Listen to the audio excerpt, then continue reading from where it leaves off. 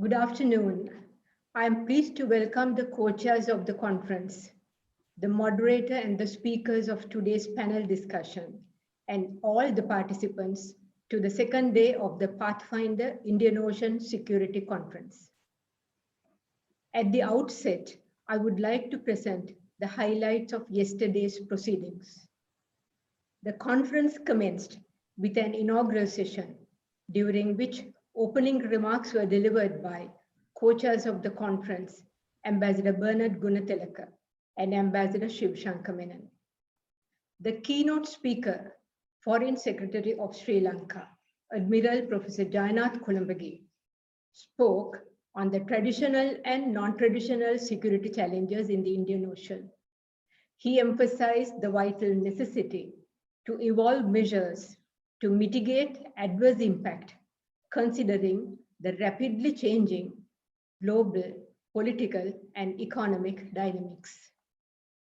Ambassador Elena B. Teplitz of the United States of America and Ambassador Akira Sugiyama of Japan also presented remarks during the inaugural session. The first working session of the conference that followed focused on the theme Maritime Security and Freedom of Navigation. The panel discussion on the theme was moderated by Professor C. Rajamohan, Director, Institute of South Asian Studies of the National University of Singapore. In his opening remarks, Professor Mohan referred to the endeavors of the past to have the Indian Ocean as a zone of peace. He stressed on the need to have a framework for the Indian Ocean in which regional powers and major powers would get together. The panelists in their presentations focused on different aspects of the topic. Admiral Sunil Lamba, Chairman, National Maritime Foundation in India, spoke on maritime security and freedom of navigation. Ambassador Gleb Ivashchenko, Vice President, Russian International Affairs Council, presented a glimpse from Moscow on major issues in the Indian Ocean. And Ms. Nelanthi Samaranayaka, Director, Center for Naval Analysis, presented a US view on maritime security in the Indian Ocean, in the Indo-Pacific. The open discussion that followed had a range of questions from participants of different parts of the world, which led to a lively discourse with the panelists and other speakers joining in response. Today, we are focusing on the theme, enhancing connectivity. Dr. Frédéric Guerre, advisor in charge of the Indian Ocean at the French Ministry of Foreign Affairs, will chair the second working session of the conference and moderate the panel 2 discussion. The second working session will begin with remarks by the moderator. 3 panelists will present papers on topics of their choice under the theme of today. On the conclusion of the 3 presentations, the moderator will chair an open discussion. The open discussion will have a duration of 60 minutes. As it is very important to obtain the views, observations, comments, and questions of the participants on the issues raised during the course of the panel discussion, it is extremely relevant that the open discussion period brings forth recommendations to carry forward the initiatives commencing with the conference. We do hope that there would be active participation by the participants present today. Similar to yesterday, the participants are expected to raise the hand by clicking on the appropriate button on the screen to raise verbal questions. To have a lively and fruitful discussion, participants are also requested to write down their questions on the Zoom Q&A box. The questions will be directed to the moderator. Without further ado, let me introduce Dr. Frederick Greer. Dr. Frederick Greer is advisor in charge of the Indian Ocean at the Center for Analysis, Planning and Strategy of the French Ministry of Foreign Affairs. He is also a non-resident senior associate of the South Asia program of the Carnegie Endowment for International Peace. At Carnegie, his research focuses on South Asia security issues, Indo-Pacific dynamics, and the search for a security architecture. I have the privilege of inviting Dr. Frederick Greer to deliver opening remarks and chair the second working session of the conference and moderate the panel discussion of today. Dr. Greer. Thank you very much, Ambassador. Before I get into the opening remarks themselves, let me just introduce my co-panelists, if you allow me. I think we do have a distinguished panel this morning. We have Dr. Yogesh Joshi from the Institute of South Asia Studies at Singapore National University. He has been in the past MacArthur and Stanton Nuclear Postdoctoral Fellow at the Center for International Security and Cooperation at Stanford University, and he is a very prolific writer on nuclear issues, but also on Indo-Pacific dynamic and India's foreign policy. We also have from South Africa, Mr. Jamal Anand, who is a seasoned diplomat. He has had a long career within the South African government. He served in a number of capacities, including the South African Embassy in Bern, Switzerland. He is today responsible for research and analysis in the office of the Deputy Director General, Asia and the Middle East in the South African Department of International Relations and Cooperation. And we do have Mr. Rohan Masakorala, my apologies, from Sri Lanka. He's a founder partner of Singapore Cheapers Academies and the Cheapers Academies of Colombo, which is currently running. He is the CEO of it. He has many capacities. He's the chairman of National Export Strategy and Logistics at the Export Development Board of Sri Lanka. He's the Director General of Sri Lanka Association of Manufacturers of Rubber Products, and so on and so forth. And on top of this, he's also a regular columnist for various papers in Sri Lanka and abroad. So with such a panel, I think we are on for an interesting discussion. But let me perhaps discuss the very word of connectivity itself, because this, in a way, has become the term of the decade. I mean, connectivity is by no means a new word, but 10 years ago, no one spoke such length of connectivity. So this is something interesting in on many aspects. First of all, it does signal that there was a need for it, and it does correspond to a reality of the day. It's also interesting because it's a paradoxical term. On the one side, this is probably the most consensual word. On the other one, this is the most controversial term. It is consensual because everybody agrees that this is developing connectivity is absolutely indispensable for an optimal use of resources. This is necessary for to get the benefits, actual potential of international trade, and so on and so forth.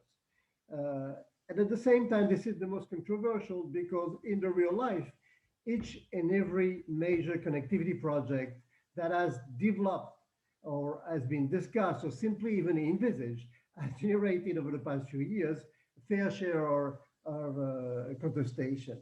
So that paradox in itself constitutes a question that will probably be addressed by some of the speakers this morning in the discussion. In the face of it, in many ways, connectivity should be sort of a neutral term. And we're talking of what? We're talking of either digital connectivity or infrastructure of any kind, railway, ports, airports, and so on. In reality, connectivity does take place in the real world, and therefore is always defined by the context. It is economically, politically, and strategically meaningful in any case. And I believe this is the question that should really be addressed this morning when we say enhancing connectivity. That is, what actually, how is actually connectivity defined by this economic, political, and strategic context. So can connectivity be defined? Again, this is only be a neutral term, sorry. This is again a question that will be addressed in the coming presentation, I suppose. There is sometimes also the belief that connectivity is sufficient by itself to establish, or some would say re-establish, some sort of a level playing field. That is the great equalizer of some sort. I mean, there is certainly an element of truth in this, but I believe this is also a shortcut, because again, the question is perhaps there, can connectivity infrastructure contribute to development in a sustainable way without mechanism to manage economic asymmetries? And I insist here on manage and not eliminate. I mean, the question is not to negate the reality. The question is to make this reality acceptable to all. This is a problem which is not specific to the Indian Ocean. And to just use a neutral example, let me say that the train between China, for example, Duisburg, Germany, and then its extension to Lyon has brought into Europe twice more Chinese products than it did bring to China, European product. Hence the constant insistence on European in the dialogue with China on reciprocity, market access, and so on. This is probably, and this is actually the same question in the Indian Ocean in many ways. And this is a fact, for example, that this is on the Indian shore that the French President Emmanuel Macron has used this very term, reciprocity, market access, and so on, level playing field on the shores of the Indian Ocean in his official trip. So this is not simply a European problem, this is a quite universal problem. And the question here is not whether this country or this country is done it rightly or wrongly. The question is, what are the conditions for connectivity to bring about sustainable development in a meaningful way? So I'm glad to be monitoring this session, because what we will get, I suppose, in the presentation is the way Indian Ocean littoral states address this very real question in their real life, be they littoral state, be it island state, and so on. Let me conclude also that we have today a quasi-ideal panel to address this question, not just because of the quality of the speakers, not just because they represent three different categories of professional, academia on the one side, government on the other, the business sector on the other, but also because they represent at least three sides of the Indian Ocean: East Asia, the subcontinent, Africa. The only side which is perhaps missing is the Gulf countries. I'm not saying that just to mention that the Gulf is not represented. Simply, the Gulf is actually a growing Indian player in the Indian Ocean, and therefore their views would have been interesting as well. But I mean, we'll do without it, and there are perhaps representative of the Gulf in the audience that might ask questions and contribute to the discussion later, and let me say they'll be welcome to do so. I will not be any longer, and let me just with these words give the floor immediately to Dr. Jogesh Joshi. Dr. Joshi, you have the floor. Can you hear me? Thank you, Dr. Gray, also for that kind introduction, but also laying down various signposts for all of us. In some sense, you have already done half of our job, basically summarizing the contention around connectivity, but also its promise. But first of all, let me thank the Pathfinder Foundation to invite me to this exciting conference on Indian Ocean security and provide me this opportunity to share some of my thoughts on such a vital issue, not only in the region, but worldwide. Let me at the very beginning state a couple of signposts which kind of reflect on where the paper is coming from and what does it contain. So even when the topic of today's panel is connectivity, my paper as well as my presentation may appear to be a little more pessimistic than the optimistic undertones of the title of today's discussion. The paper at this stage is much more conceptual and theoretical, yet there are serious political implications of how we think about connectivity and the geopolitics around it. And I think Dr. Greer has softened the ground for landing my paper by highlighting the contentions around connectivity, that there are multiple views around the topic. So what interests me is what in the subject is the curious disconnect between the purported intentions behind connectivity projects and their more sinister outcomes. So why are the outcomes very, very different from what purveyors or entrepreneurs of connectivity, or as well as who demand it, kind of expect from these connectivity projects? So if intentions are peaceful, why there is so much contestation, first of all, about who is getting connected to whom? And why are connectivity projects, just like more traditional security issues, are being established around the same patterns of traditional alliances and security partnerships? Now that is interesting because connectivity, if it makes economic sense, provides welfare gains for everyone, and is a very objective way of looking at globalization, and promotes the very idea of economic integration, then we should all be very happy about all kinds of connectivity projects, which we are not, definitely.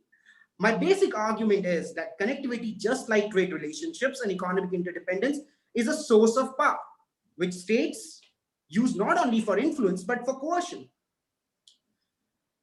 And I will state why is that so. But before doing that, we need to understand the basic rationale for connectivity, at least which is coming from both economics and political science.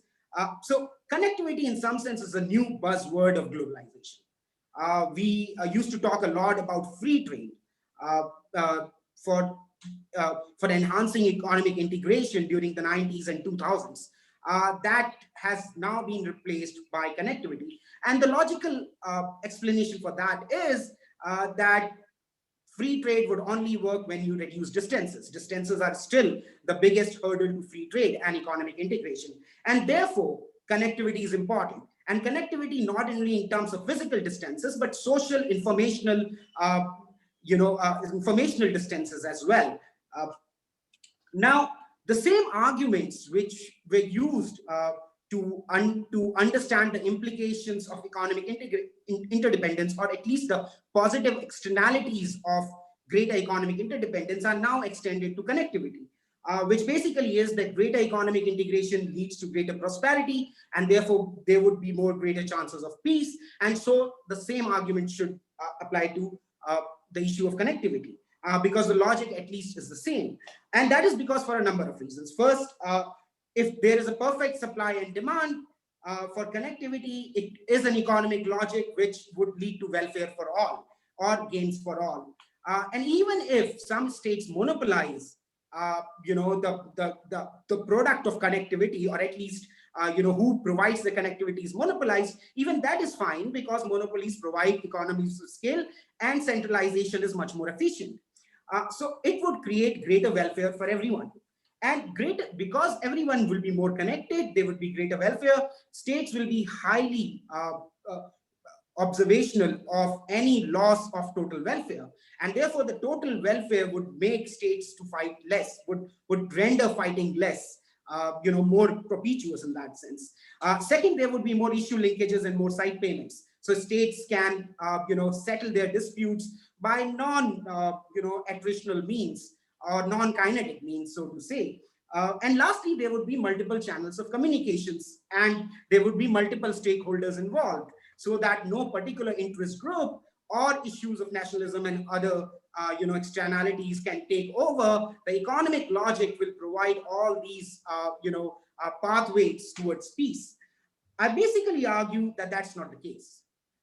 Connectivity is a source of power, and it's insofar it's a source of power, it provides states not only instruments of influence but of coercion. And connectivity can be a source of power in three different ways. One is when you have absolute dependencies of connectivity. Mostly these dependencies occur when states already are in some kind of a tight security alignment.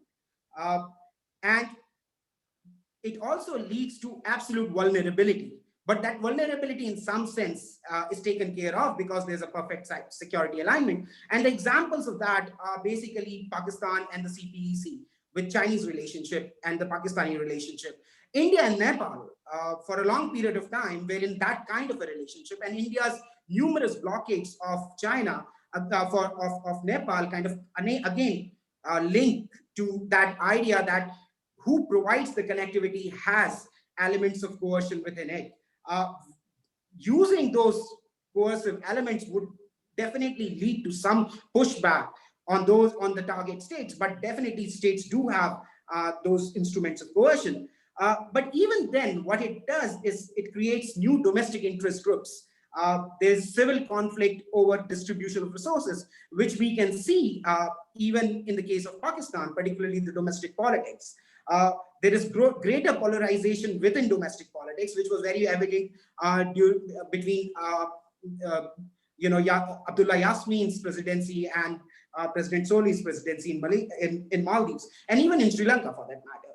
And lastly, what happens with these connectivity dependencies is that it basically takes out the whole element of pluralism and accountability, or challenges them significantly. Then comes asymmetric connectivity interdependent. It is not as if states are fully dependent or they're absolute dependency. States are interdependent. Some states are more connected, some states are less connected. But the more the states are connected, the more it provides them a tool for using it as a leverage. And dependency of connectivity leads to both liability and vulnerability. And you see that in the case in some of the infrastructure projects in the region, particularly one example which comes to mind is the Hambantota project, where the demand for infrastructure project doesn't really meet the supply of infrastructure projects. So supply is much more, which creates artificial demands, and then those artificial demands creates loan substructures and all of that, and which creates then dependencies which can be used for all kinds of influences. But in case of connectivity interdependence, even the lesser powerful state do have some leverage, and particularly of market access. And particularly because connectivity projects do have a long shelf-life and a lot of sunk costs. So once a country invests a considerable amount in connecting these smaller powers, it is also liable to cutting off of market access from those states and sinking of the costs already invested. I think Maldives, again, the imbroglio which China finds itself in Maldives is a case in point. But lastly, I think the most sinister part of connectivity is not these dyadic relationships of absolute connectivity or connectivity interdependence, but connectivity networks. And the networks basically provide states with both chances to monitor extensively, but also avenues to choke the supplies, as well as in a sense that create those choke points. So one of the examples for that is the Maritime Pulse Strings project. And the point is not as if that these projects will be used for purposes of coercion, but just that the very idea that these can be used creates a security dilemma over connectivity projects. Similar is the case with particularly critical infrastructure, and that's why there is so much of contestation on who gets, particularly on data connectivity, and who gets, where are the networks of these connectivities located, which are the most powerful nodes in this connectivity network. We know very well how US and its stranglehold on both financial connectivity when it came to SWIFT, as well as internet connectivity, was used for coercing Iran during the nuclear negotiations. But also PRISM basically allowed the connectivity, the data centrality which US enjoyed over everyone else for its own surveillance, monitoring, as well as choke point effects on its adversaries. And where these networks are located then becomes a very significant source of power. And that is why you see, that there's so much contestation over where these networks would be located, particularly regarding data, so to say. The implications of why connectivity is a source of power and how it could be used for as instruments of coercion are straightforward. One is that connectivity as such is not about simple economic supply and demand curves or welfare gains or about status. It is fundamentally linked to generating avenues of coercion, and therefore it's fundamentally a tool in the instrument box of the states for which they would use for their own interests in whichever manner they deem fit. But the second thing is more interesting, which is that because these are instruments of coercion, no state can allow any one state to have that monopoly on the instruments of coercion. And therefore, you would see this huge contestation which is happening over the BRI project, and then the Quad coming out with its own set of connectivity projects. Ultimately, it is a battle over the monopoly of instruments of coercion. And the position of smaller states become extremely difficult as these rivalries become intense, and particularly so when the globalization itself has taken an inward turn. I'll stop here. Thank you so much. Thank you. Thank you very much, Dr. Joshi. I mean, the idea of connectivity as a source of power, the idea of connectivity as a source of coercion, the idea that this is very much the same debate than what we have had about globalization and interdependence are indeed interesting ideas. And I'm sure they will generate a lot of discussion later in the Q&A. Let me now turn to Mr. Jamal Anand from the South African government on what I think will be a very different perception. Mr. Anand, you do have the floor. Thank you. Thank you very much, Dr. Gray. Let me start by recognizing our host, Pathfinder Foundation, Mrs. De Silva, Ambassador Menon, Ambassador Guneteleke. Thank you very much for this invitation and putting this conference together. I think it's fascinating. The number of issues that were raised yesterday and the pertinence of those issues to global development right now really adds a new dimension and sets a new bar and standard in terms of how we look at connectivity, as well as the security dimensions in the international community. Although my paper does not focus much on the security elements, it was discussed at length yesterday, and I thought I'd just start by raising one or two important points. I think we seem to agree, and we seem to understand that the idea of the zone of peace is very important. It's fundamental to how states interact with each other within the Indian Ocean space. That does not necessarily mean that militarization is a bad thing. Sea routes at the end of the day must be protected, and they should be protected. So it's absolutely critical that an area or a region that has historically been known as a cradle of globalization, an area and a region in which nations and states have interacted with each other for centuries, not millennia.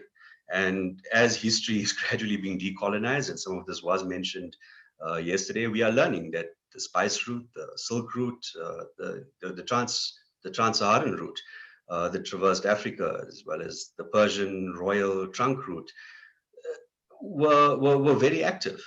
Most of these trade routes were very lucrative, and they were very populated up until the 15th or 16th century, and then we know the dawn of the age of colonialism. But nevertheless, to look at the topic that I chose to discuss today, and its focus on the ideas of volatility, uncertainty, complexity in the 21st century environment, the VUCA concepts that link directly to this notion of an age of disruption. And disruption does not help in any way at all. The age of COVID has really come off as being a major disrupting factor. With the emergence of the pandemic and how it has spread, and state responses to the pandemic have had a number of implications for not just our social interactions, but also our economic interactions and our international interactions, our international relations, as well as our foreign policy positions. What we can safely say and what we can safely understand from what was discussed yesterday and from what my distinguished panelists spoke about a minute or two ago is that there are two things that cannot change. One is geography, and geography offers a location. And we can't change that. Those are fixed. What is, however, variable is how we interact with each other politically, how we interact with each other economically, and the routes that we choose with which to interact with each other. And this is where the connectivity element becomes critical and it becomes fundamental. And it is true, it is linked to notions of peace. The more you invest financially, as well as in terms of time and human resources in any project and in any effort, you will find that states are reluctant to destroy what has been created. So connectivity is expensive. It takes time to put together an infrastructure. And it's absolutely fundamental that that infrastructure relates to the realities of the economic conditions that we confront. In the Indian Ocean, the littoral development is primary. It was President Mandela, if many of you followed the IORA discussion groups, it was President Mandela during his state visit to India in 1995 that highlighted the need for socio-economic development within the Indian Ocean rim. And the IORA in 1997 emerged out of those discussions and that thinking. The reality is that the states within the Indian Ocean vary in terms of development, in terms of their growth rates, in terms of their economic location, as well as the geographies in which they find themselves. We also have, for example, in Africa, 16 landlocked countries, and landlocked countries that are largely underdeveloped and less developed. This is a serious problem. We have to address this. How do states get access to the seas? I do not address that in this paper per se, but the discussions today by my esteemed colleague earlier on and yesterday do take us into that terrain, where we need to start examining the ocean space, international law, transit rights, and other elements that contribute to a more prosperous and a more developed world. This is about, at the end of the day, socioeconomic and human development. The next point I'd like to raise is that of global value chains and global supply chains. The movement of goods, services, people mainly being around tourism and business travel, is absolutely fundamental. We are seeing now during this age of COVID, the fact that we cannot interact with each other physically and personally. It does add a new dimension to how we interact. The fact that we are having a webinar and we are supposed to have met earlier this year says a lot about the nature and the changing nature of interaction in this age of disruption, in this age of VUCA, volatility and uncertainty and other words that people will obviously use to describe the current situation that we confront. But then there's this notion of a reset. And when it comes to issues of infrastructure, when it comes to issues of connectivity, the idea of international or a global reset is becoming increasingly welcomed by many states in the world, as well as non-state actors. And the reason for this is the need to ensure that we stimulate our economies. It is not just the year of 2020 that our economies have taken a thrashing. I mean, this started in 2008 with the financial crisis, and there's been no real substantive recovery since then. What we do have now is an exacerbation of those negative economic indicators on the populations in which. This is absolutely fundamental. How then do we engage within the Indian Ocean region? How then do we engage on security matters that ensure that our infrastructure is protected, that ensure that humans are able to trade, to interact with each other socially, as well as for business purposes, across a wide spectrum of the international landscape? So here, the topic of the Indian Ocean, peace and security issues, it's absolutely fundamental. I want to repeat that and I want to reaffirm that. And I think this discussion also comes at a very opportune time. Yesterday, there was extensive discussions on what we call the Indo-Pacific. In the South African context right now, we are having extensive discussions. There was also a paper that was published by myself and two other colleagues in the Indian Ocean Journal late last year on the Indo-Pacific and the construct and the economic as well as the social benefits of the construct. that we refer to now as the Indo-Pacific. The Asia-Pacific as a notion, as an idea that has existed, it served a historic purpose. Its emergence and the role that it played in terms of connecting ASEAN states, East Asian states, South Asian states to a large extent. But the Indo-Pacific becomes increasingly inclusive. And for a country like South Africa on the African continent, advancing the fundamental of the Agenda 2063, which is our 7 aspirations, and one of those key aspirations is around connectivity. Ideas such as the Indo-Pacific become important. We cannot ignore them, and as these ideas emerge, we have to factor them into our calculations with regards to development, security, peace, and stability in Africa. This last year, South Africa was chair of the African Union, and we prioritized silencing of the guns. And one of the reasons why the idea of silencing guns during our chairship to gain such significant traction was because of the fact that we do have limited infrastructure. We are developing infrastructure, but at the same time, we need to ensure that that infrastructure is protected, especially with volatile situations and where conflict can emerge very, very rapidly for various reasons. I do believe that I have extended a good deal of the time that I have had available. So I think I will stop at this point and allow for further discussion on the matter. Thank you very much, colleagues. Thank you very much, Mr. Anand. I mean, you have highlighted 2 things. I mean, you spoke of the pandemics and the consequences of the pandemics. I think this is something that will be worth discussing later on. How will the discussion on the global value chain is affecting the discussion on infrastructure and the way it's actually taking place? And the notion of reset is also an interesting one that I will maybe later ask you to define a little more and elaborate a little about. But let's turn now to Mr. Masa Korala. Mr. Masa Korala, you are representative of the business sector here, and I'm sure you do have a fairly different perspective on this question of infrastructure and perhaps, and I suppose a very practical and pragmatic one. Mr. Masa Korala, you do have the floor. Thank you, Chair. Just give me a few seconds to put a slide on, and which I'll start my presentation with that.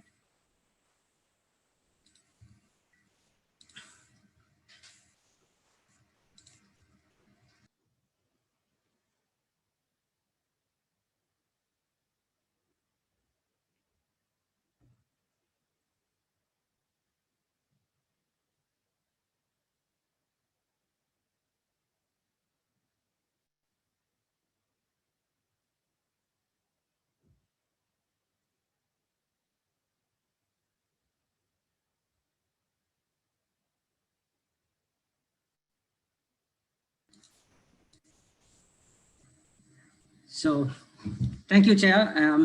Sorry for that few seconds of delay. But before I start my presentation, what I would like to do is to thank Pathfinder Foundation. I think this is my 3rd or 4th engagement with Trincomalee Consultations with Pathfinder. It's been very interesting and educating to me as well, because I come from the commercial and academic side, building interest of connectivity.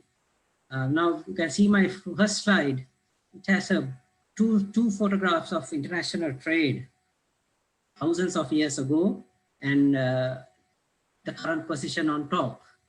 So we see connectivity has been critical for world trade. And you can see that thousands of years ago, it was the Cape of Africa that connected East Asia. We didn't have the Suez Canal. So we did have connectivity to the Cape. But today the picture has changed with the Suez Canal and Malacca Straits, Singapore coming into operation. So my topic, I talk about fair and free trade with connectivity brings in wealth and prosperity, whereas confrontation is less trade and disengagement is poverty and misery. So we are here discussing security in the Indian Ocean, security for connectivity. So security indeed is important, but at the same time, fair trade and connectivity is very important for us to have prosperous nations moving forward. So I will be concentrating a little bit more on the shipping industry because it amounts nearly 90% of global trade. That is the fact. And that remains to be the fact because we see the shipping industry is building scale And the new world, the 21st century new world is developing new energy, new types of energy, which means scaling up of the shipping industry is going to be even more in the coming decades, or at least on the 21st century by 2050.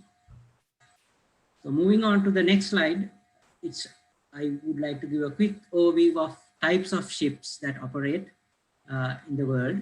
And you can see that over 55,000 merchant ships operate in the world, and they are divided into different categories. Some services are what we call service-based services, that is like containerized cargo. And then when it comes to bulk and energy shipping, it is based on demand. So these two have two different mechanisms of operating ships around the world, which my screen gives you a clear breakup of what kind of ships are being used for different types of services. Interestingly, 52% of the world's merchandise value of cargo shipped around the world, this is according to the World Shipping Council, is deriving out of containerized cargo. Now, that is why I am focusing on the containerized cargo and also the Indian Ocean and Sri Lanka in my short presentation. So getting into the next slide, here is the breakup of some of the top container volumes coming out of the world. Now, on the right, left-hand side is the selected countries, and you can see on the second, in the middle one, the large amount of boxes and proportionately millions of containers, 213 million to be precise, throughput comes from China. And you can see rest of the world, big operators, their volumes, the United States about 51 million, Singapore having a throughput of about 33 million, varying. So these are the countries that have the big chunks of container businesses right now that is going in the business of ocean connectivity and merchandise goods in the ocean. So you can see the importance of China, you can see the importance of the United States and few other major countries, but rest of the world is missing here. But the total throughput of the world of containers is considered to be about 800 million. That depends our day-to-day lives, security, supply chains of production, consumption, everything. We saw the disruption with COVID-19 when it came initially in Wuhan. Factories started stopping work around the world. Supply chains were getting disrupted. You saw within a very short period, people were running into supermarkets to buy stuff. That was the reality of a disruption of a supply chain that was not an act of anything else but a virus. So you can see in the event of a supply chain disruption due to a confrontation between nations in oceans can lead to severe hardships across the world, immediately stopping our normal activity. Now, in the world of shipping, I always ask, where do ships go? Actually, ships go onto places where there are for certain activities. One is energy, supply of energy at a cheaper price. That is why Singapore and Dubai are leaders in either side of Sri Lanka, because they provide cost-effective bunkering and ship supplies and petrochemicals. Another factor is availability of cargo. That is what the China and the areas that I have rounded up on the picture shows the volumes of cargo generated. And then, of course, it was mentioned about the importance of infrastructure and the geography. These four factors design the ships where the ship owners will decide to make their ships go. So in that context, we have transshipment hubs, and also we have direct ports and also smaller feeder ports in the Indian Ocean, carrying millions of container volumes across the world. Now, interestingly, I show this to all my presentations. This is a snapshot of a live movement of ships. Now you can see very clearly different types of ships at a given point are on the ocean, carrying our day-to-day lives requirements. Imagine this breaks down. Imagine this is disrupted by few parties, whether it is the pirates or whether it can be a war. What is going to happen to global trade? It's going to be a disaster. So you can see specifically where we come from, the Indian Ocean and the Indo-Pacific area, the concentration of volume of cargo that is moving through different points of the ocean. But you can see the important point here is today the world is at a $90 trillion economy, plus or minus COVID. But the forecasts are this century, we will double our trade to $180 trillion or more. And also the population of the world is going to be reaching 9 billion plus, and Asia is going to be a hotspot. That is a fact because of the population growth, economic growth. We all know that just before the COVID, Indian subcontinent was the fastest growing region in the world, with India, Bangladesh leading the way. So Asia is going to be, it's going to be Asia's century. Whether it's going to be the China's century for the factory is going to be a question after post-COVID. There will be trade shifts, but still China is going to be a key important partner in the global supply chains. So we can see the ship deployments and number of ships that are going to be deployed in the Indian Ocean is going to get bigger and more, which means our ports have new businesses, new opportunities. Whether it be containerized or energy or bulk cargo, it's going to increase massively. Now, the issue here is how many ports can attract these big ships. I put a small ship of a shipping line which is developing a 25 to 26,000 TEU vessel. These ships are not going to call all ports. That's a fact. So they are going to be restricted calling in some of the ports, and there will be selection of port connectivity. So each port will have to look at what kind of ships are going to be connecting into their business and their business models, so that they would have to make sure that extensive infrastructure would have to be invested, and those infrastructure have to be protected. And therefore the maritime security for each port is critical to function in a normal day-to-day operation. Now, just to give a snapshot, we are in the Indian Ocean between Malacca Straits and Straits of Hormuz, and of course the Suez Canal, which all three can be choke points identified by security officials. At the same time, we can see the population growth is shifting from, actually China is not going to be the dominant region, but India is going to be number one according to statistics coming out by end of this century. So the movement of coastal population is going to be very high in the Indian Ocean area, which means more trade, more connectivity requirement is definitely needed from a business point of view. So getting back quickly to the representation of Sri Lanka, as I think yesterday I was listening to Admiral Columbage, the Foreign Secretary. Indeed, we are in the middle of the Indian Ocean. It's a very hot, geographic hot position for ocean connectivity. However, it has not fulfilled its potential in infrastructure and certain policies, and therefore it is lagging behind the two leading hubs, the East and the West, that is Singapore and also United Arab Emirates. Interestingly, the Indian Ocean, there are 6 major countries that provide transshipment to global trade. That is going through the East-West connectivity highway, which connects the Atlantic Ocean from south of Africa and the Indo-Pacific beyond Singapore. And of course, the Middle East, which is very important. At the beginning, it was mentioned that we missed out the Gulf speaker, the Gulf and the Mediterranean. So we have a player in the Gulf, United Arab Emirates.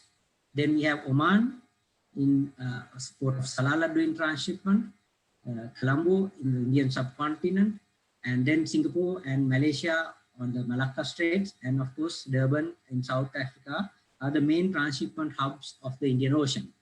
So these are key connectivity nodes for Sri Lanka as sitting in the middle of the Indian Ocean.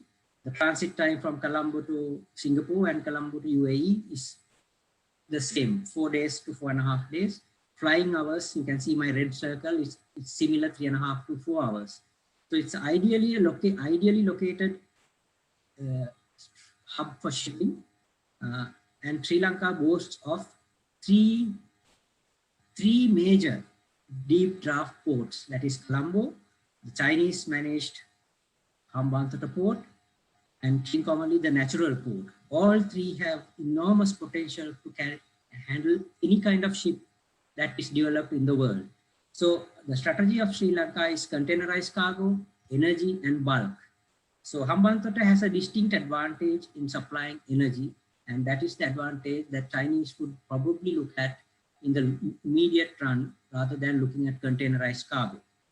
Because if you have refineries in Hambantota, you are just 12 nautical miles away from the main east-west shipping route, which you can provide reasonably cost energy, which can make it an energy hub there. Whereas Trincomalee itself is a fantastic location for bulk cargo handling with natural port. And Colombo is the world's 22nd ranked containerized port, which has best connectivity to the world, 13th to be specific in the world ranking. So you can see the importance of the Indian Ocean in terms of its economic output, its population, its growth trajectory, and the current volumes that are increasing. So the security of the Indian Ocean, although I am not a security expert or person who would talk about the security aspect, but I do value a peaceful ocean, given the circumstances that are developing for the next 100 years. I'm looking at this century which we are living in. Security has to be, we have to have a free and a fair and a secure Indian Ocean to make sure our countries around the littorals of the IRO region prosper without having serious confrontation among global powers. Thank you very much, ladies and gentlemen. Thank you very much, Mr. Masakorala. My apologies again for mispronouncing your name. And thank you for at least two very important things. You demonstrated in a very convincing way the question of connectivity for a country like Sri Lanka. I don't think we had any doubt about it, but this was extremely useful to have it materialize on screen and so on. You also indicated a few trends of the world economy and therefore why connectivity is interesting. Overall, we have had three very different presentations, and yet they could perhaps all crystallize around one point. I mean, Mr. Anand, for example, mentioned the question of the pandemics. And the pandemics has created a tension in the system. It has created tension because at the same time, there is an increased need for economic recovery on the part of just everyone around the Indian Ocean. At the same time, there is also a growing economic protectionism and a reaction against perhaps the interdependence or over interdependence that Mr. Joshi was mentioning in his own presentation. So how is it likely to affect both the global trend that Mr. Masakorala was mentioning just a minute ago, and how is it likely to affect behind this the question of connectivity? And before we turn to the other panelists and enlarge the conversation, could you give us, the three of you, a sense of the way you see things evolving in that direction? Mr. Joshi, perhaps? Thank you, Chair. And thank you for my fellow panelists. I learned a lot out of the panel. As far as the way, I look at the geopolitical churning, there are two trends which are unmistakable in a sense that one is this global turn inwards. And deglobalization is not something which we have not witnessed before. In pure statistical terms, the economic integration in 1914 was roughly equivalent to economic integration in 1970s. So it is not as if the processes of globalization and deglobalization are these linear progressions. which are beyond, interventions of states. In fact, state policies can, can appreciate that curve, but also kind of, roll this back. And I definitely see that inward turn. We just saw Chinese president talking about an inward economy, a more, a localized economy, and which is coming out of China, which was considered to be the factory of the world. The second trend, which I think is unmistakable, is the growing, gap in security perceptions and the growing conflict, which is not only fueled by real territorial issues, but also banks of nationalism, populism, as well as resource constraints. And these two trends gonna get together, in my view, and things will look much more pessimistic than optimistic, or at least to me, that's how I see the issue going forward. I'll stop there. Thank you, Dr. Joshi. Mr. Masakorala, perhaps on the global trend and the way the current crisis is likely to affect it. We've seen a recession in almost every country in the world, and we all understand what it means. What are your views on the way it's likely to affect global trends in the near future, or the more distant future, perhaps, and the way it impacts the infrastructure question? Yes, thank you. I think COVID-19 really fast forwarded the fourth industrial revolution, which means I'm talking about consumer patterns as well as the technology that came into play into connectivity. So we've seen a drastic movement on e-commerce platforms expanding daily, which is trading online. So connectivity online is becoming a critical factor post-COVID.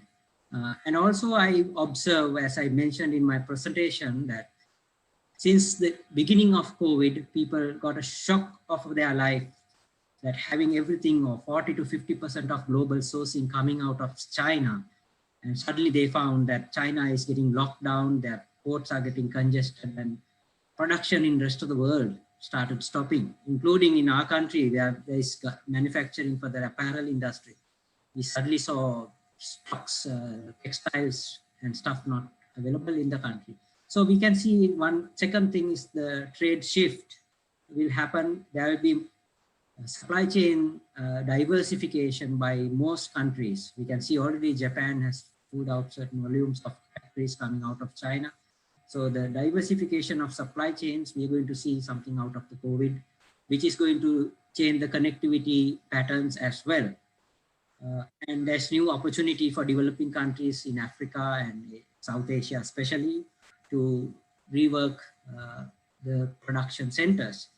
The third factor, of course, I must say that since the end of the US elections just finished, the deglobalization story might change somewhat, and the WTO and the global connectivity globalization might re-emerge with the new US governance.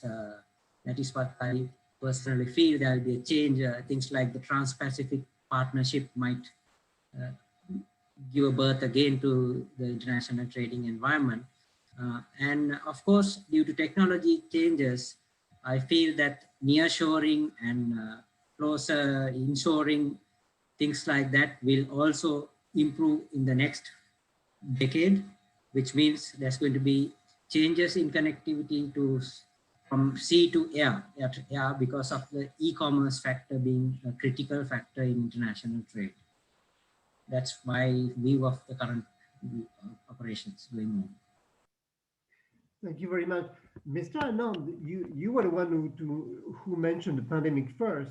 I mean, could you give us a sense of the way you see it from South Africa, the way it's going to affect your relation to your perception, your thinking on connectivity from a South African perspective, and perhaps also from a larger East African perspective, because this is not, of course, just South Africa or one specific country, but there is a specificity of the South African coast in a way that it is very much part of a growing movement of globalization, at the same time is devoid of infrastructure. And that's something that is worthy to mention, because obviously the impact might be potentially at least different in that part of the world. Mr. Anand? Thank you very much, Dr. Rie. You're quite right. I think that from the South African perspective, or from the African perspective, the priority for us is development. And for development, connectivity is essential. I think our previous panelists put it very well, that the pandemic has actually propelled the fourth industrial revolution to the fore. I speak of a Deloitte report in my paper that brings this issue up, and how developing states need to play urgent catch-up in order to ensure that they are better connected, in order to facilitate e-commerce and modern methods of communication and trade. So that's a critical point, and that links directly to the issue of the SDGs. Now, for South Africa and for Africa, much of our aspirations are linked to the Sustainable Development Goals. Strategically, SDG 9, which talks to the issue of infrastructure, connectivity, and other kinds of development, and SDG 17, which talks to the issue of partnerships. Now, putting the two together, it becomes absolutely fundamental that in order to achieve certain objectives, we need to do certain things first. And one of them is to secure stronger partnerships. During the pandemic, we've learned that states are increasingly willing to engage with each other, both from the perspective of self-interest and an inward-looking approach to economics, or alternatively, solidarity. But we somehow seem to be balancing between the two, and that seems to be the trend that's emerging in the latter months of the pandemic, since it started late last year and early this year in much of the world. So I think when we start to observe the way states are starting to interact with each other, there is a sense that we have to cooperate better. There has to be some element of solidarity. There has to be some element of mutual interest. And this is becoming more widely spread. And as the previous panelists correctly stated, the change in government in the United States is going to impact on this, because this is directly linked to interdependence and globalization. And we do expect as well that there will be a greater move toward diminishing trade wars. Protectionism may be seen in a different way, in that states may be encouraged to open up more, but also at the same time allow themselves to develop their own economies without losing much of their comparative advantage. So these are the realities that we confront. But at the end of the day, what we need in South Africa and Africa as a continent, in order to find our feet in the post-pandemic era, is increasing partnerships around infrastructure, around development, around an international security apparatus or architecture that is designed to facilitate development as opposed to hinder development. So that would be the first key point. The second key point would be the nature of our partnerships with the international community. And that becomes essential in order to achieve these ends. So when we speak of infrastructure development, we need to establish the right partnerships to achieve that. When we speak of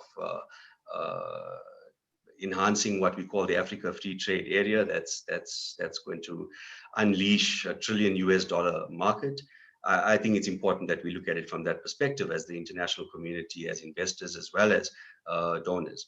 And the last point, of course, being around our robust youthful population. I mean, the population of Africa is approaching 1.2 billion.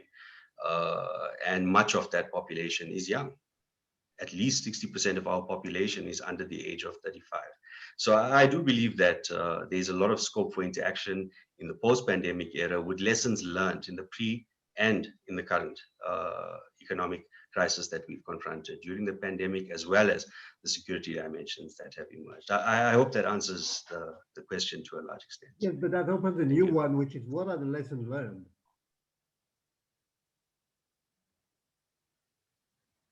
Mr. Anand? Hello?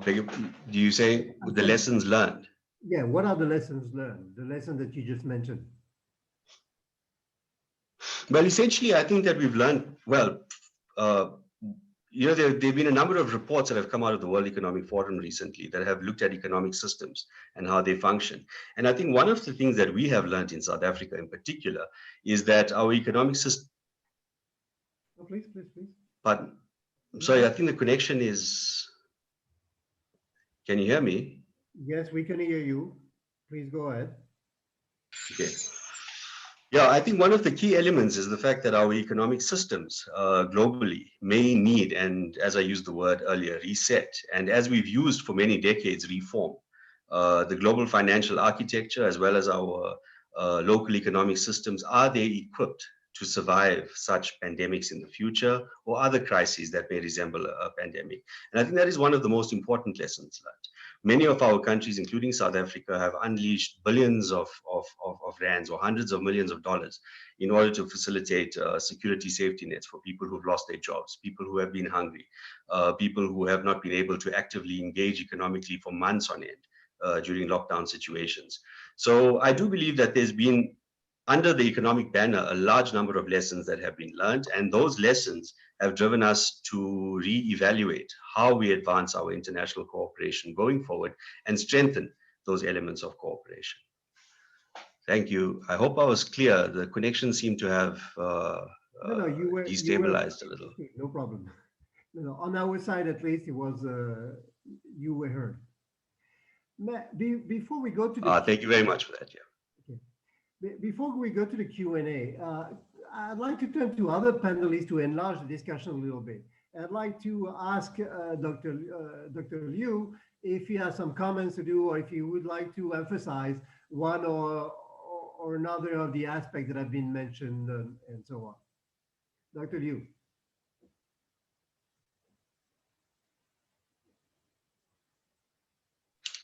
Can you hear me? Yep. Okay. Thank you very much, Dr. Greer. Yes, I think just as Dr. Joshi said, in the process of connectivity building, there are a lot of problems. It's true. We found in China's in the process of promoting BRI, there are a lot of problems for China. The so-called data trap, the so-called domestic political struggle in some countries, and the security problems in this region, and also there's some problem for China, because just now some colleagues mentioned the COVID-19. China is the first victim of COVID-19. We were hit firstly, but I don't think COVID-19 is originated from China, because we found in the past months it may be imported by the cold chain transportation from other countries, but where is the origin? We don't know. So the origin of the COVID-19 is a scientific problem. And yesterday, Dr. Raja Mohan said the money is around for many countries, but I think for the countries in this region, most of them is lack of money. And in the past decades, Western countries and neighboring powers, they have money, but they did not invest. They did not invest in the infrastructure development in this region. Why? Because the building of infrastructure is very expensive. It needs a lot of money. And it's also a public goods, just some colleague mentioned. The infrastructure is public goods. So mainly governments, state governments, and very large companies can provide such infrastructure, can have such plenty of money to provide the infrastructure. So in but the profit is very small. But why China would like to enhance connectivity in this region and providing infrastructure? It's mainly because in the past decades, in the past 40 years, China developed its infrastructure, and also with the development of Chinese infrastructure, a lot of infrastructure companies developed in China. These companies, they would like to make money. In the past several decades, Chinese have accumulated some money and accumulated some experience and technologies in the infrastructure building. So we think we can export equipment to these countries to promote the infrastructure in this region and make some money. So because this generation of workers in the Chinese infrastructure company, they can only do this. They can, if they choose another work, if they for example, if the unemployed, fired, they cannot find other works, other better works. So for China, we have such capability. We have some money, and for the countries in this region, they are lack of money and lack of infrastructure. So we can match together. And in the process, you can find in the process of promoting connectivity in this region, Chinese also shift industrial parks in this region, in some countries of this region. So it's not only road, railway, ports, but also industrial parks. In this process, some countries, there's some political struggle between different parties. I think for these parties, maybe they have different views on their national development, and also there's some interference from big powers in the region and beyond the region. For example, the port building in Sri Lanka, it poses some threat to the ports of India. So there's some competition. So I don't think India side would like to welcome the development of ports in Sri Lanka. And the fact is that after the civil war of Sri Lanka turned to India and West countries first to just want to get some money to develop their ports and other infrastructure, but they cannot. So they turn to China again. We found in this region, some countries get very large achievements in the past decades. For example, Bangladesh. Why Bangladesh can get better development, faster GDP growth? I think there are two reasons. The first reason is that the two parties in Bangladesh, they have reached consensus on the economic development. And another one is that they find industry suitable to their country. It's clothes making. The clothes making industry in Bangladesh developed very fast in the past years. Okay, I will stop in 1 minute. So I think for the connectivity development in this region, the regional smaller states can choose from different partners, from China, from United States, from India, and other countries. And in this process, they can make laws, rules, regulations for the connectivity development to make less and less problems in this process. Thank you very much. Thank you very much, Dr. Liu. I'd like now to turn to Ambassador Menon if he wants to, and I'd like to question him about this tension between economic nationalism, the need to recover economically, and the impact of those two factors, this tension on the infrastructure building. And I'd like to ask him this question, and I'd like to ask the same question to Ambassador Guniteleke later on. From the perspective of India on the one side and perhaps the larger region on the other one, because I think this is going to be a key question. I'm not sure that anybody has any definitive answer right now, but this is going to add to the existing tension within the local system. So, Ambassador Menon, if you want to discuss this question. Frankly, I don't think there's a straightforward answer to your question, Yes. because as you yourself admitted, there will be tension, because the trouble with infrastructure is it's value free. It can be used for benign purposes. It can be used for malign purposes. So what you see depends on where you sit. I mean, frankly, if you have a dirty mind, and some people are paid to have dirty minds, you will see infrastructure as dangerous, as creating dependencies, as having potential military uses, as creating vulnerabilities, not just towards other states, but to non-state actors, creating targets for terrorists, etc., things that need to be defended.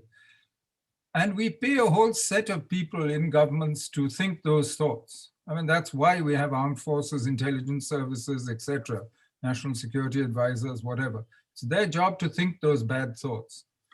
But that shouldn't stop us from using whatever there is. And I think historical experience shows that you build connectivity, you can't predict who's going to use it.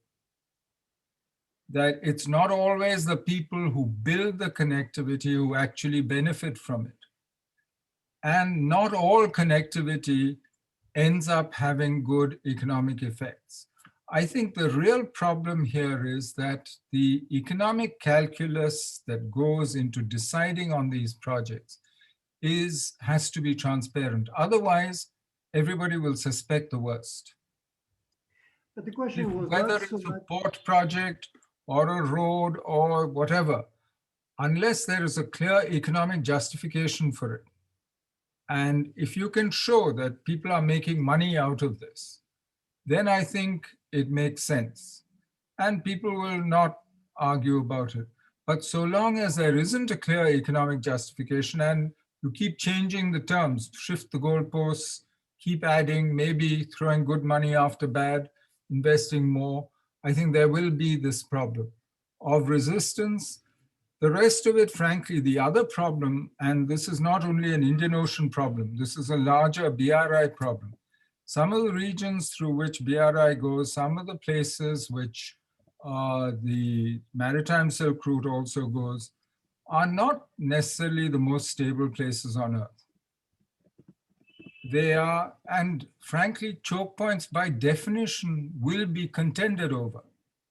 I mean, because they're choke points, there will be different great powers who will try and control them to the extent they can, or at least guarantee that it won't be used against them. So this, I think, is built into connectivity. And I think you have to accept it as part of connectivity. You know, connectivity is like motherhood. We all love it, but we also know it's very difficult.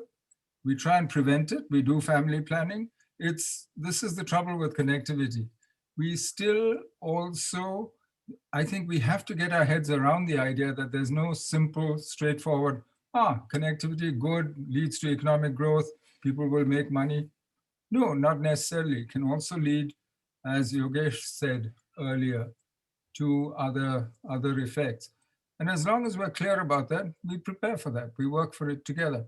And I think that's what we should be doing in the conference, is looking at what can we all do to minimize that. Make it more transparent is one way.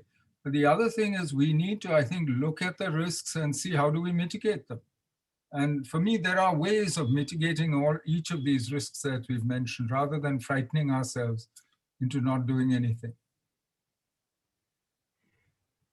Long answer saying I don't know. Now, if I may insist a little bit, my question was more, not so much about the security aspect of it, than on the fact that the global recession that we're witnessing right now is adding additional constraints on budget in almost every country. And you need connectivity to attract FDI, and at the same time, you need FDI to help building connectivity and so on and so forth. So we are in sort of a trap, and it's difficult to foresee right now beyond the consensus on the need for connectivity, the difficulties that you've just mentioned, the security dilemma that it may be creating here and there. But beyond that, how do we get out of the current trap, and how do you see it again from India and from the larger region? Because this is definitely a problem which is going to affect everybody. You know, most of the, if you look at infrastructure during US development, you look at Chinese infrastructure construction, it came as an answer to a tremendous economic downturn. Immediately after the Cultural Revolution in China and in the US, you look at none of the people who built the original railways, by the way, made any money on it. Those railway bonds were worth nothing within a few years. But once the railways had been built, and when was a lot more infrastructure, what we now look at, when was it built? It was built during the Great Depression. So today, at a time of economic crisis, when the world economy is slowing down, is precisely the time when public investment has to go into infrastructure in order to get the global economy going and local economies going. And it makes sense. And you see this already. Governments are talking of self-reliance. That is true. When you look at the Chinese dual circulation, you look at Prime Minister Modi, you look at Biden as well. But they're also talking about ramped up expenditure and stimulus through investment in infrastructure. Because it's long gestation, but it's construction, and it actually gets money into people's pockets, gets the economy going again. So I actually don't think that today's situation makes it harder to do infrastructure. It might make it harder for some forms of consumer durables and so on, but I think it has different effects across different sectors of the economy. And if there was ever a time for governments to actually spend money on infrastructure, push money into the economy, this is a time if they want to get their economies up and running again. I don't think it'll come through foreign investment, no, and most of this doesn't. But as I said, there has to be an economic justification somewhere at the base. I mean, that's where the problem is. If it's just prestige projects, then it's unlikely.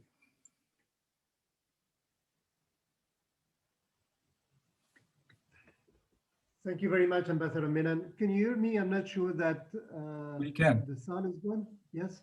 Okay. Yeah. Let me turn now to Ambassador Godintileke. I'd like to, could we get your view, sir, on the very same issue? Thank you very much indeed. I will have to go back to several years.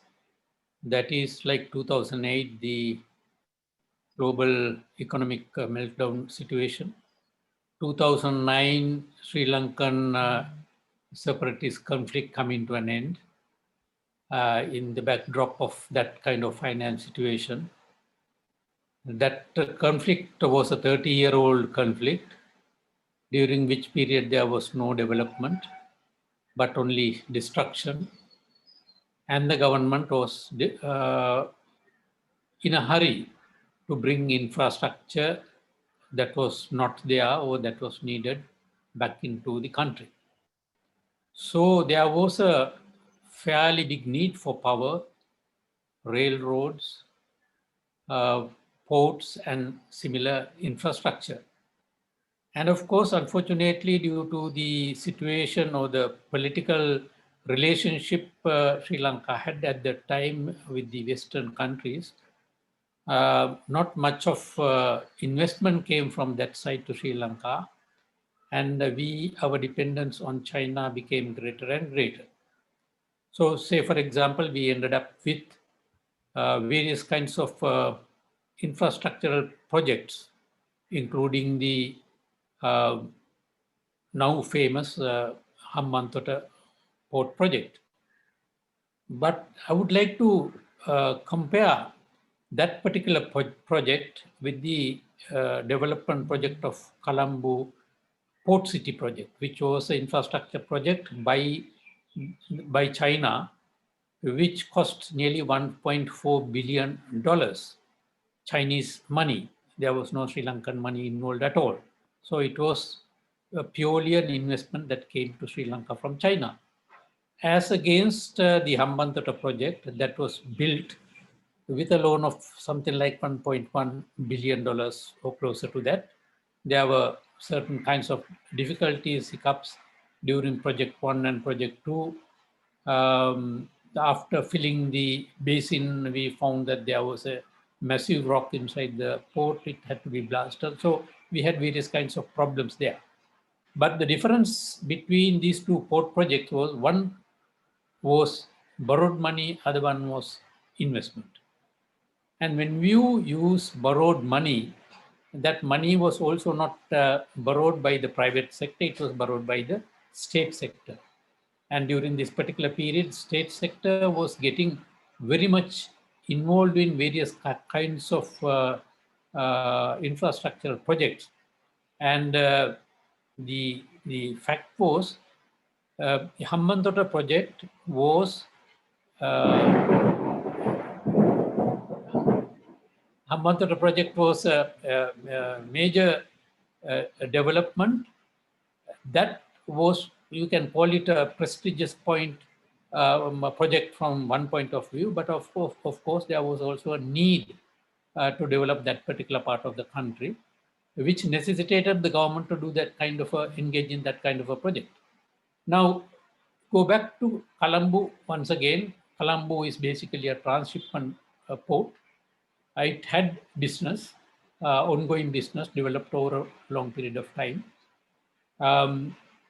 Whereas Hambantota was a new project and business is yet to come. So when you engage in this kind of activities, infrastructure development activities, you have to assess the need or the demand, which we may have not done at the government level. But of course, the Chinese may have seen it in a different line. That is why they went ahead and took a bulk of the shares of that particular project and started developing it. Yes. Again, there is a shortcoming on the part of the government. That was, for a port to develop, there must be certain kind of infrastructure. Like if we were talking about energy hub, Singapore, UAE, or places like that, we had not developed that particular aspect of it. And the ships will not come into a place like Hambantota port if there was no what do you call investment promotion or development kind of a thing where factories would be there, produce will be coming out of the factories and the ships will be loaded with those things and going out. So those things have not happened so far.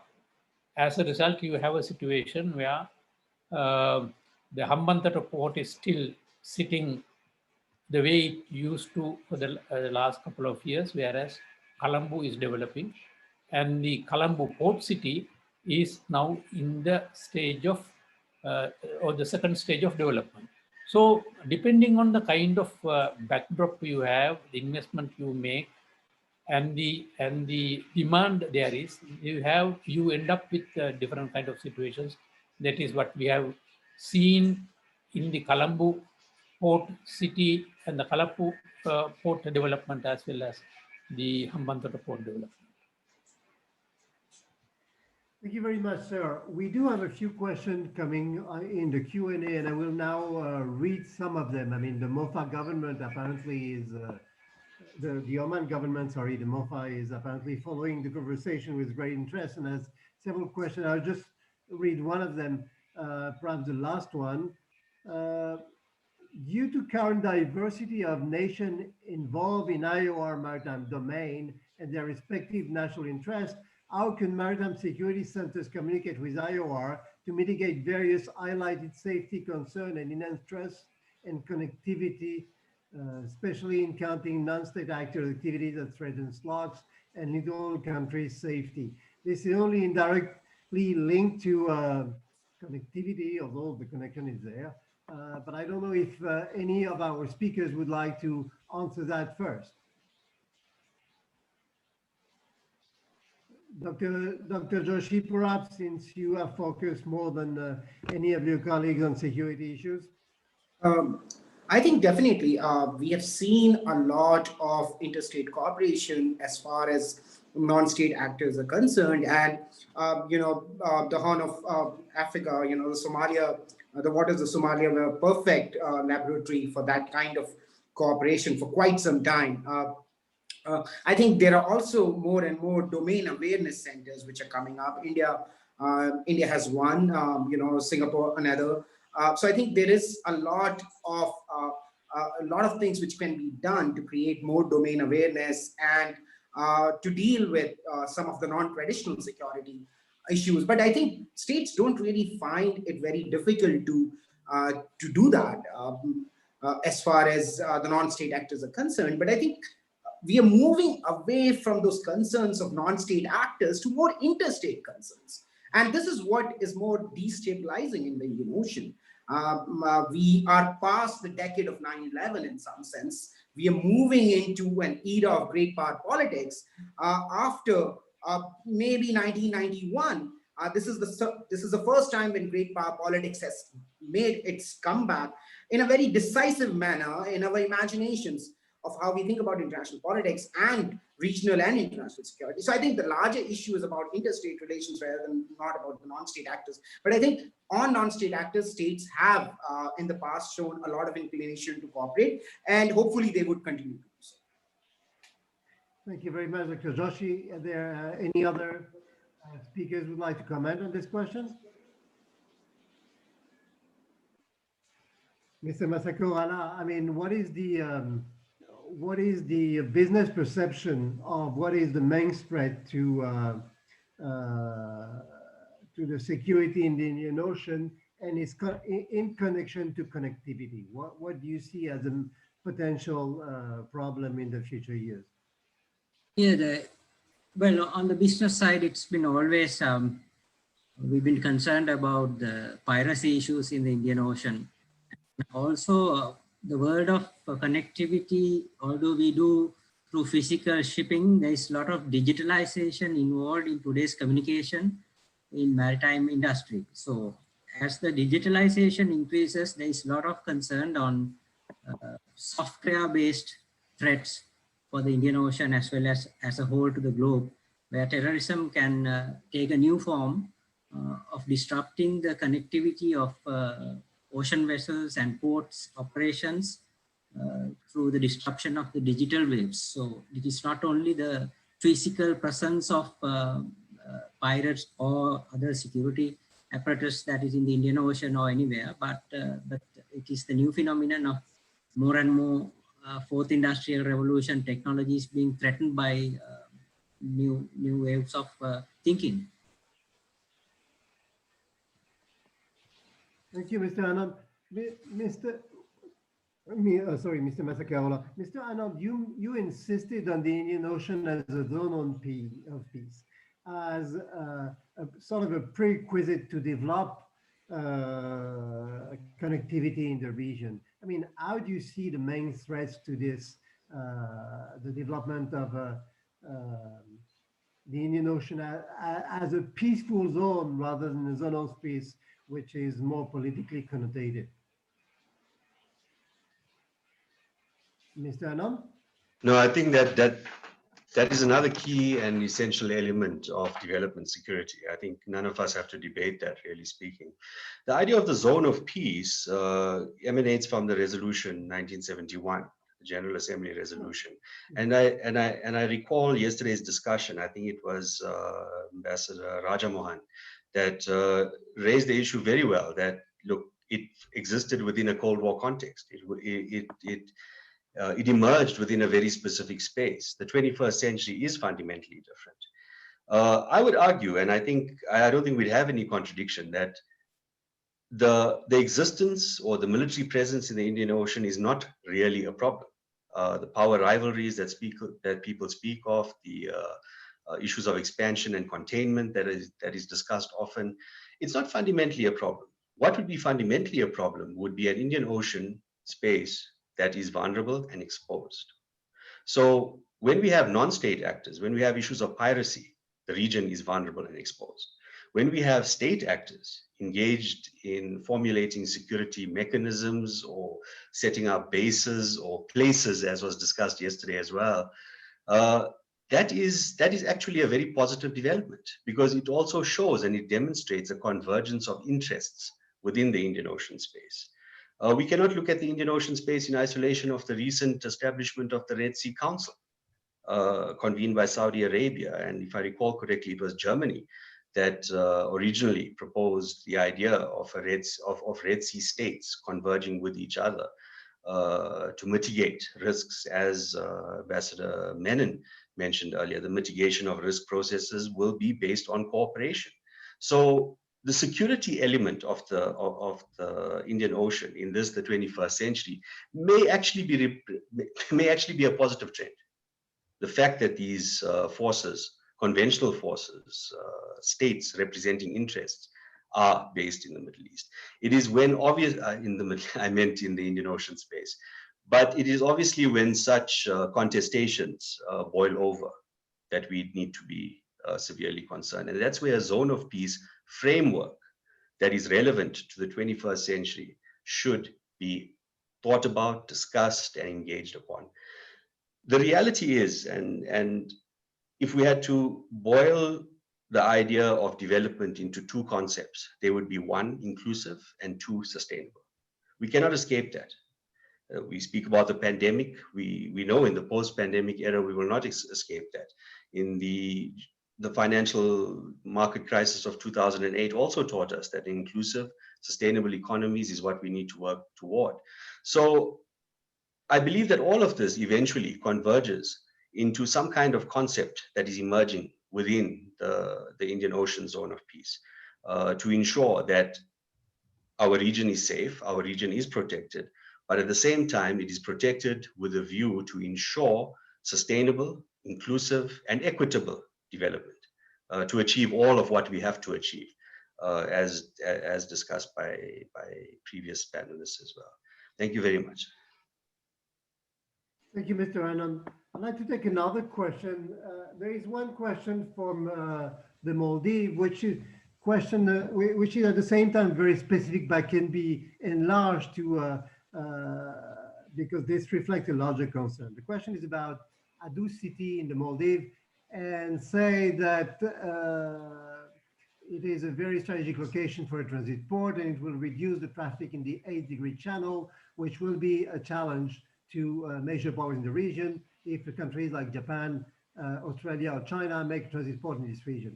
I would not like to ask the panelists to answer this specific question, but to enlarge it a little bit, which is what are the conditions for connectivity infrastructure building to be successful and build the entire region? I'm not talking of necessarily the security issue, but rather the economic condition of it. I think that Mr.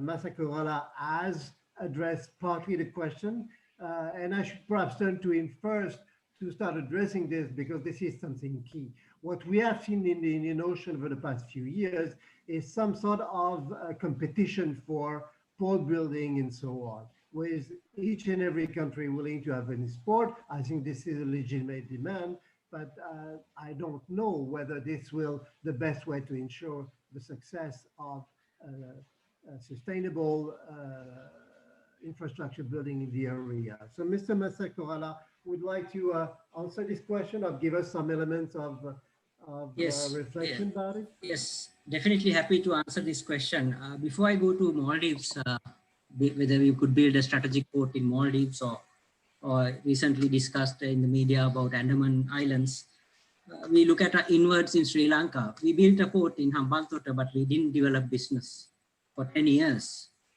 Why? Because it's one of the most strategic locations in the world, within 12 kilometers or knots from the main east-west shipping route. but there were no ships coming into Hambantota. Now that is the very same reason when you build ports, you need to do what is called a business feasibility before doing a project feasibility. I think Ambassador Puratilaka made it very clear that we made some mistakes. Yes, Sri Lanka did not do business feasibility on Hambantota and ended up with a port that had no business. And finally, we had to work with the government of China to rescue it in a different way. So the issue here is when you build a port, as I said, Singapore built its port, hub port. Number one strategy was to make sure it was energy efficient. It brought in all the global investors for refineries, and it became a petrochemical hub, which attracted ships. Crude oil came from the Middle East and redistributed to the rest of the world the pure energy. With that, the hub was built. Now in Sri Lanka, we had a reverse process when we had one of the best ports in the world at that time, Trincomalee, with oil tanks. Our position, we took again a wrong decision by asking foreign companies, British American petrochemical companies, to move out of Sri Lanka. And they indeed moved out of Sri Lanka and went to Singapore. So Singapore transformed into an energy hub. So same example I gave you in United Arab Emirates, Dubai became an energy hub and converted it into a shipping hub, although it is not sitting on the main shipping route. So the location itself is not the advantage there. So the four factors I mentioned is energy is one secret for shipping, the available of cargo volumes, which is an example of Chinese ports. Number three is efficiency and infrastructure. And of course, number four is geographic location. So in quickly finishing this factor, that is why the Maldives have a geographic position. That doesn't mean that it's going to turn into a viable port, just as the Hambantota port. In Sri Lanka, we made a big mistake by first not developing Port of Colombo to the capacity it should have been. Instead of, we went and put up a new harbor in Hambantota, which did not attract the ships, and Colombo actually lost business for a while because we didn't have enough capacity developed to cater for the container business demand.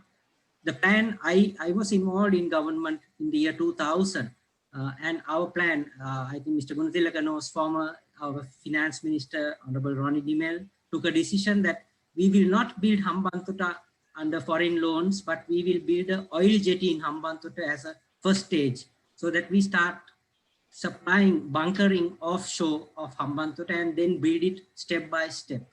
So you see, when you are developing a port, you must look at few factors that will make business happen. And that is the failure that happened in Hambantota, which is a long story in a short way. Whereas in the particular question, I would advise our friend from Maldives, first do a business feasibility, how it will go to do, whether it is be a competitive port with cargo and energy being supplied for the shipping lines. So that would be the answer. You need to do business feasibility, not project feasibility. Thank you very much, Mr. Masakavala.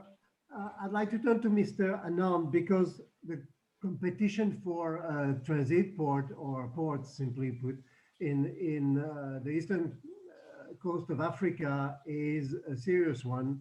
And we have seen several projects over the past few years being suddenly questioned and so on. I'd like to have your views on this question of on how Africa look at this competition between connectivity projects in the region.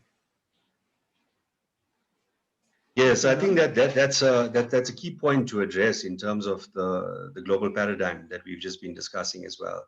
It's not necessarily a bad thing. You know, South Africa has developed in recent years the AIMS, the Africa Integrated Maritime Strategy, which places a great deal of emphasis on our coastline security.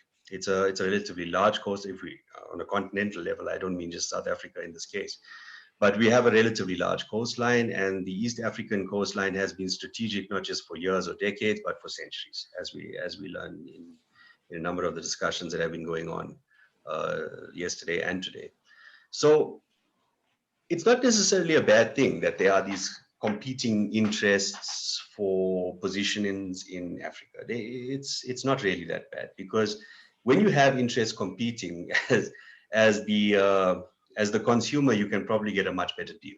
So as again, I think it was Ambassador Rajmohan that said yesterday, it puts Africa in a position where, or looking at Africa specifically, it puts us in a position by which we are able to bargain for better deals out of some of these rivalries, especially with regards to ports. I was reading recently that I think Dubai Ports has started investing in extensive projects in the Horn of Africa, in Somalia and Somaliland and a few other areas. Ethiopia, as you well know, is becoming an increasingly critical logistics hub in Africa. Ethiopia's airline has been indispensable during the COVID pandemic, moving people, moving cargo across the continent. I know an individual who had to be moved from Addis Ababa to South Africa, and he found that he stopped at 3 or 4 different countries on his way home. A normal 8-hour flight went on for nearly a day or two because they had to stop in Mozambique, in Angola, and a few other countries. So we see these developments emerging. We see countries like Ethiopia becoming increasingly critical logistics hub. As a landlocked country, it's even more impressive. And we do know that a lot of this emerged out of the Chinese investments in the Horn of Africa, as well as countries like Ethiopia on bilateral agreements. With the African Union Commission, under the Belt and Road Initiative, there were agreements signed with China that to ensure data connectivity across the continent. There's also been plans for improved and enhanced rail connectivity. Recently, there have been some ideas thrown around internal waterways and how connectivity could be enhanced in Central Africa, for example. We see in the United States, the Mississippi Delta, through Europe, through the various river systems. Africa has not really exploited that as yet. And these link then to the ocean economies and the ocean and the sustainability and inclusivity of all African states within the ocean space. So in reality, what we see as a microcosm of what appears to be states competing with each other for geopolitical and strategic positions in Africa, that competition can be very much to our advantage as well. And we need to be able to use that. And I do believe that a number of African states have started using their leverage in this regard. So yes, I think there's many ways of looking at power rivalries, but if we had to adopt, I wouldn't say an optimistic or a pessimistic, but a more realistic approach to what is going on. These rivalries are here. We're not going to make them go away. Let us try and make the best of it in order to survive. And the Maldives instance, for example, shows probably, I think in reality, from what I've seen in some of the media, a very positive thinking and a very pragmatic thinking from the government. So Africa would also share such a view. Thank you. My question was perhaps more about the competition between the recipient state rather than between the provider of infrastructure, but that's an interesting answer in any case. Dr. Joshi, would you like to comment on this? And I think you'll be the last speaker for this session, and before I turn to you all for your concluding remarks. Right. Thanks, Dr. Grant. I think the question you asked was basically, how can you make connectivity more sustainable?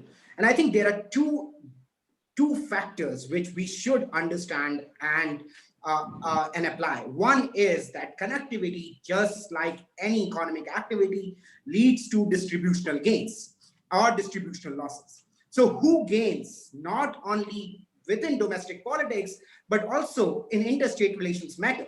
And that is very, very clear when you see the internal politics of CPEC in Pakistan, for that matter. Domestic politics of Belt and Road Initiative or connectivity in Sri Lanka or in Maldives. So who is getting connected and who is enjoying those distributional benefits matter. And this is particularly relevant not only for states which need connectivity, but also states which are providing connectivity. Otherwise, you would have incidents like Maldives, you would have incidents of domestic polarization just in Sri Lanka or even in Pakistan for that matter.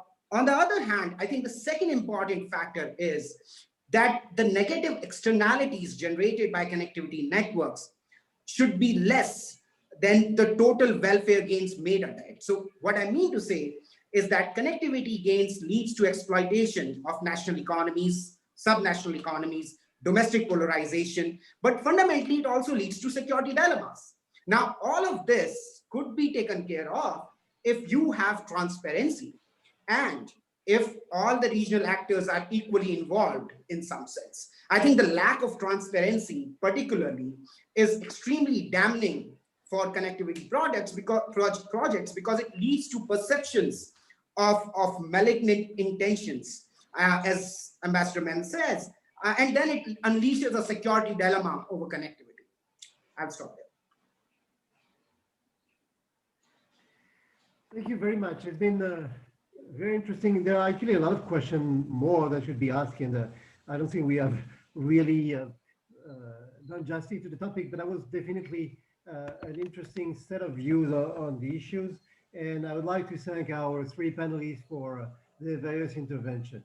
I would perhaps, before closing the session or giving the floor back to Ambassador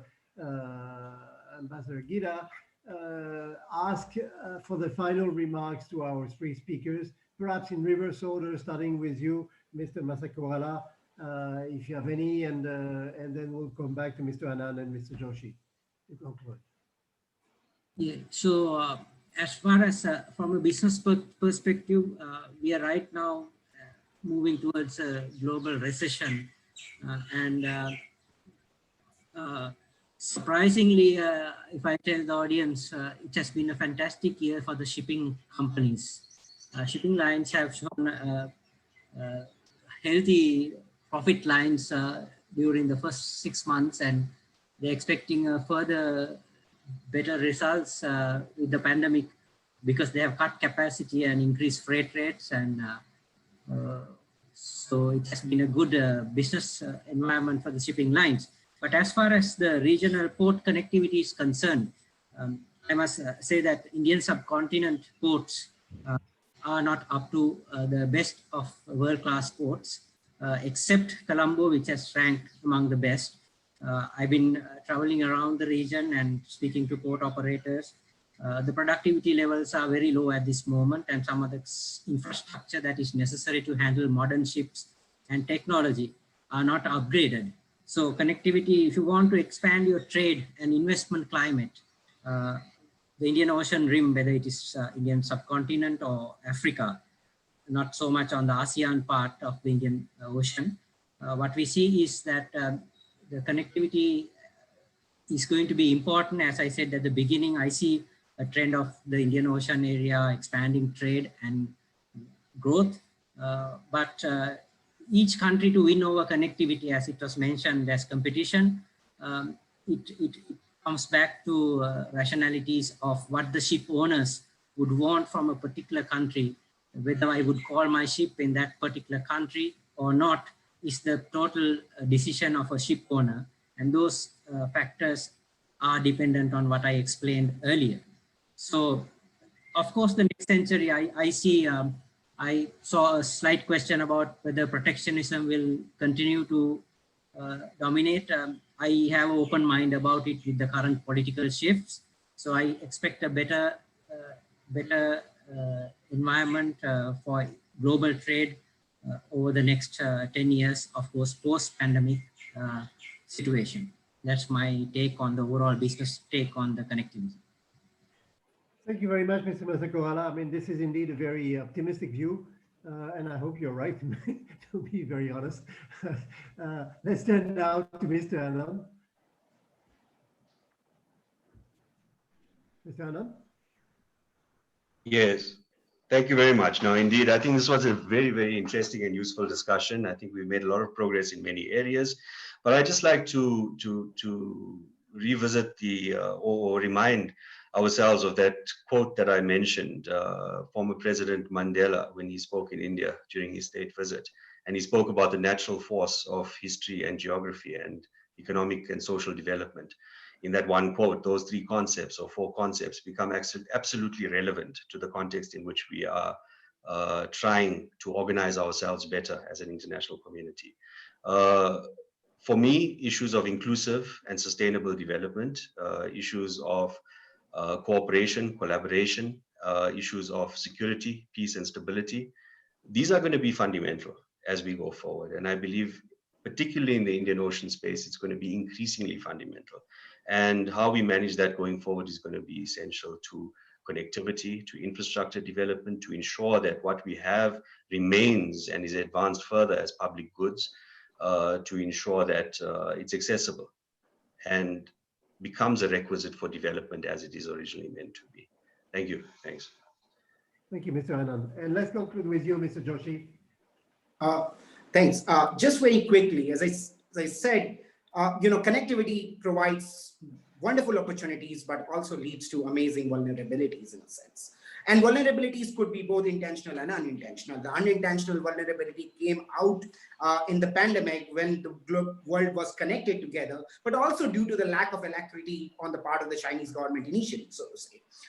But that is completely unintentional, more or less. But the intentional vulnerabilities accruing out of connectivity, states must pay attention to that because you can devise better policies and better ways to kind of take through some of those concerns if you know actually what those vulnerabilities are. And that's what I think is why the negative externalities of connectivity should be highlighted as much as are the positive opportunities accruing out of it. I'll stop there. Thanks. Thank you very much, Dr. Joshi. I think it's time now to bring this session to a close. I don't have much to add by myself. I just have a question that I'll share with you without any conclusion on my side. Clearly, what is key behind all this is the industrial capacities of each and every state, which in fact will define whether connectivity still have a future, and apparently connectivity still have a future and a greater future probably, but what will be affected is the industries behind the capacity to use it. And in this diversification process, there might be winners or losers. We'll see about it. This is a question I'd like to ask all of you, and how it will really affect the Indian Ocean region is still unclear to me. That could be probably a good theme for a future discussion, but we'll stop here. And I will now give the floor back to Ambassador Guida da Silva. Thank you to all of you, and thank you to the audience as well for your questions and so on. Ambassador da Silva? Thank you. Yeah. Okay.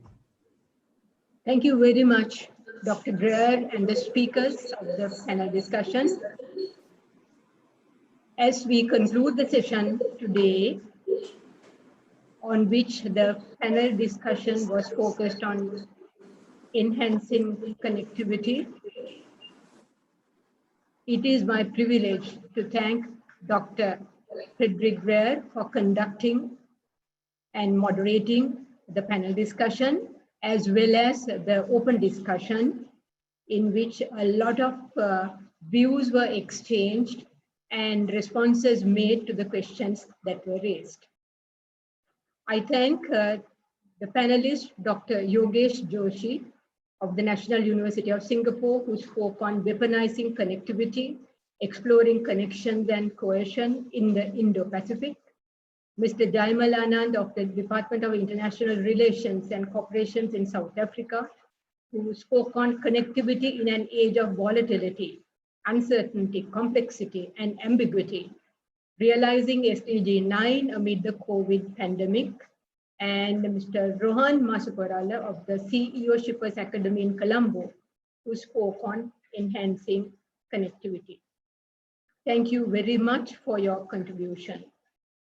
I appreciate very much the presence of a large number of participants, which I now see as 80, who have attended the conference and from whom we got questions during the discussion session. And I have to inform you that the papers presented by the panelists of today and yesterday are on the Pathfinder IOSC website, www.pathfinderfoundation.lk. You may visit the website to have a look at the papers. Now I will briefly focus on the agenda for tomorrow, the third and final day of the conference. We will take up the third theme of the conference, identifying and addressing major issues, including mistrust and trust deficiency. The session will be chaired by Ambassador Roberto Blake Jr., Senior Director, McCarthy Associates, Washington, D.C., and former diplomat. The panelists presenting papers on the day's theme will be Dr. Liu Zhongyi of the Shanghai Institutes of International Studies in China, Dr. Michishita Narushige of the National Graduate Institute for Policy Studies in Japan, and Dr. David Brewster of the ANU College of Asia and the Pacific in Australia. An open discussion of 1 hour would follow, and we expect enthused intervention by the participants of the conference. We look forward to your questions, observations, and comments, as well as recommendations. A concluding session will take place following the panel discussion. Concluding remarks will be delivered by the co-chairs of the conference, Ambassador Shivshankar Menon and Ambassador Bernard Gunathalakar. During the concluding session of the conference, there will be an address by Mr. Dean Thompson of the US Department of State of the USA, and also from Mr. Endo Kazuya of the Ministry of Foreign Affairs of Japan. Thank you for joining us today. We look forward to seeing all of you tomorrow virtually at 1:30 p.m. IST. Thank you, goodbye, and stay safe. Thank you very much.